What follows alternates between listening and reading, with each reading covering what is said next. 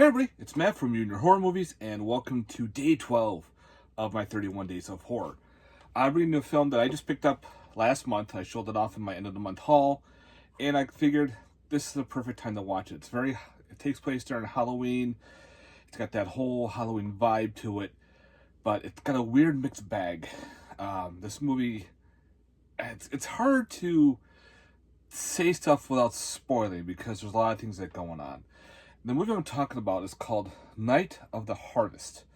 This movie is pretty much part slasher, part sacrifice, part it was like a curse supposedly, and part revenge. So there's a whole big mixed bag in this film. Pretty much it takes place during Halloween, where they want to have a Halloween party. They want to get all these friends together to have a good time. They bring this one of them has their sister, who's brought along because she was a survivor of a murder that took place last year.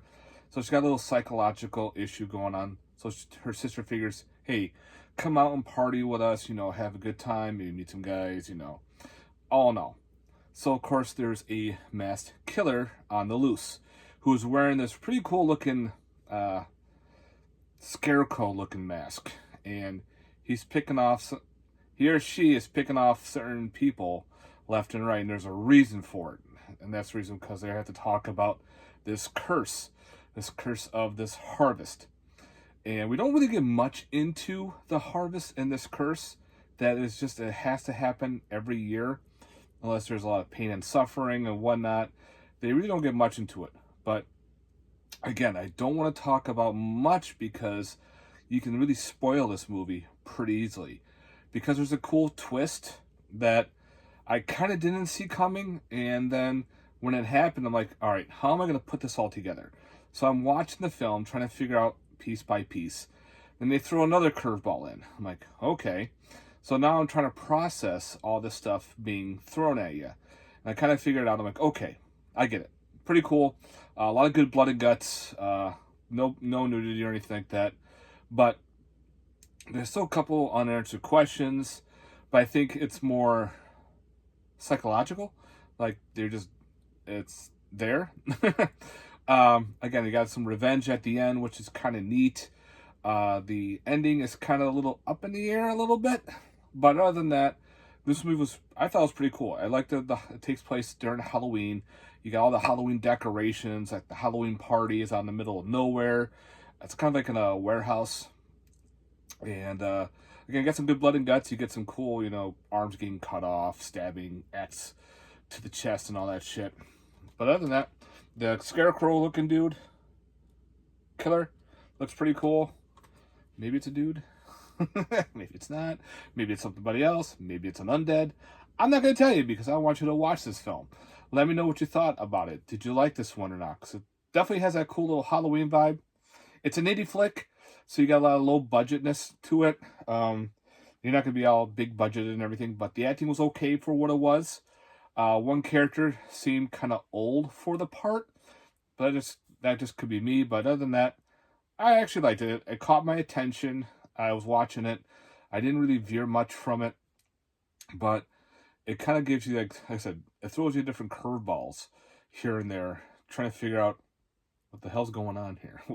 Why are they doing this? Or why is this happening? Or who the hell is this now? And all that crap. Again, it's kind of hard trying not to spoil it because it just came out. It came out last month. That's when I picked it up. As I showed it off my end of the month haul from September.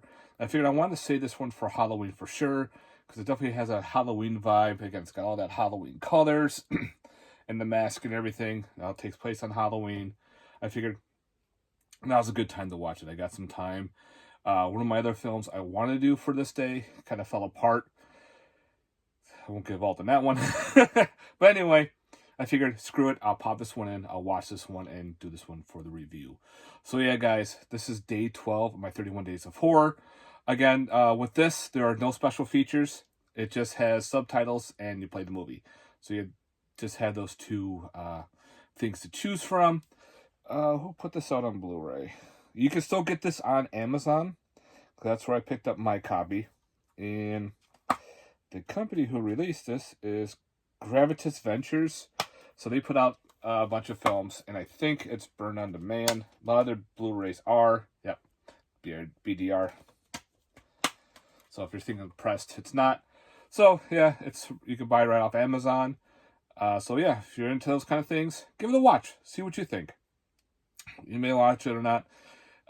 There's hardly any reviews on this on Amazon, so I figured I watched the trailer, like, all right, this looks right up my alley.